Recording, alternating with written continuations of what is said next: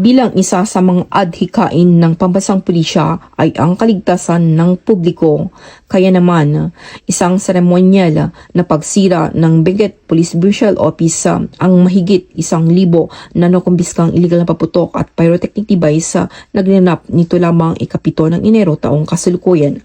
Ang seremonyal na pagsira sa pangunguna ni Police Colonel Ledon D. Monte, Acting Deputy Regional Director for Operations at Officer in Charge ng Benguet PPO ay nag-neutralize ng mga mapaganib na materyales sa kabilang illegal na boga. Ayon sa kanya, sinabi ni Police Colonel Monte na ang pagbaba mula sa 8 insidente noong nakarang taon patungo sa 2 lamang ngayong taon ay isang malinaw na indikasyon na gumagana ang mga proaktibong hakbang. Ang kaganapan ay dinaluhan ng mga pangunahing opisyal kabilang sina Police Lieutenant Colonel Baldwin F. Sokoken Jr., Deputy Provincial Director for Administration at Police Lieutenant Colonel Stephen George B. Antonio, Deputy Provincial Director for Operations.